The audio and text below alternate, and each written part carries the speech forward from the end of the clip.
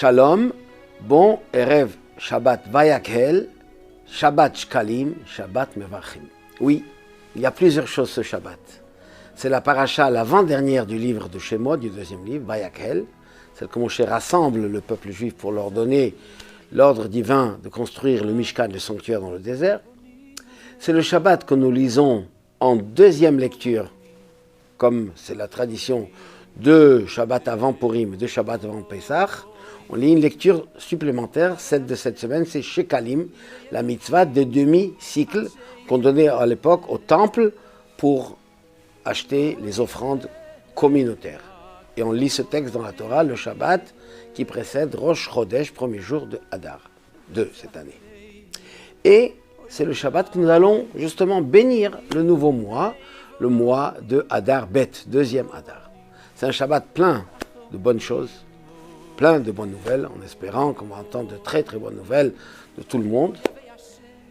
Il y a un enseignement important dans notre paracha qui, à la fin, énumère tout ce qui a été donné pour la construction du Mishkan.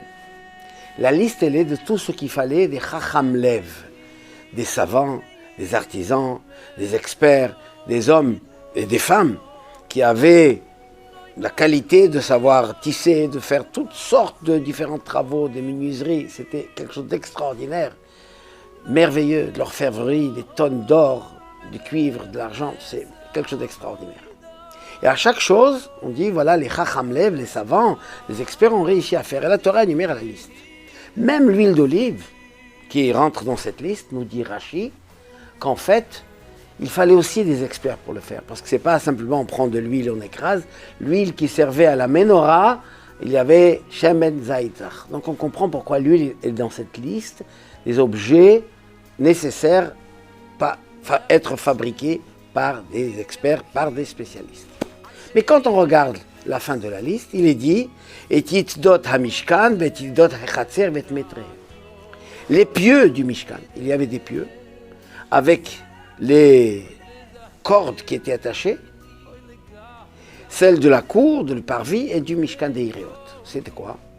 Le Mishkan avait été couvert par des tentures.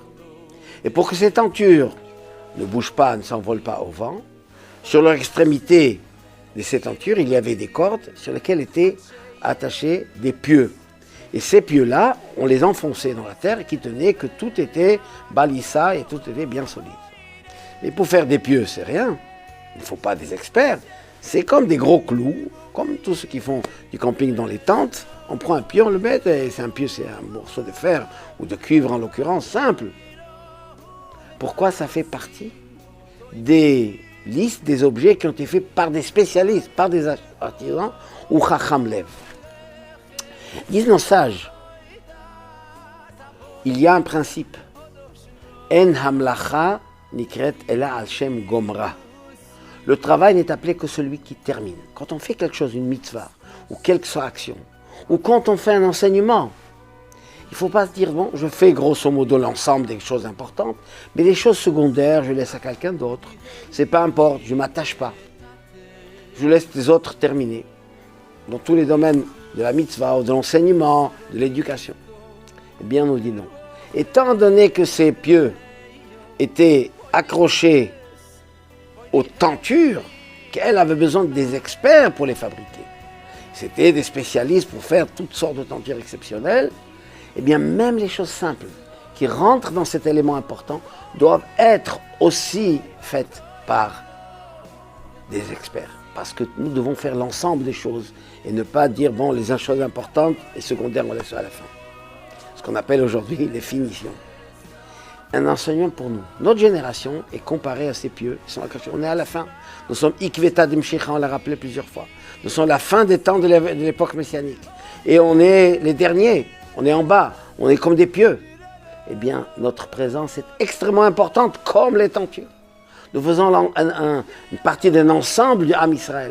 Il y a ceux qui sont en haut, les premières générations. Nous qui sommes les pieux, sont très importantes. La Torah nous dit que c'est tous les experts qui les font parce que c'est le fondement, la base de tout, et nous sommes la génération qui va mériter la venue du Mashiach, parce que nous sommes à la fin, nous sommes accrochés au bout des tentures. C'est notre mission de rentrer avec le Ham Israël pour faire venir le Mashiach très très prochainement, où il y aura la paix dans le monde entier. Shabbat Shalom ou Mevorach.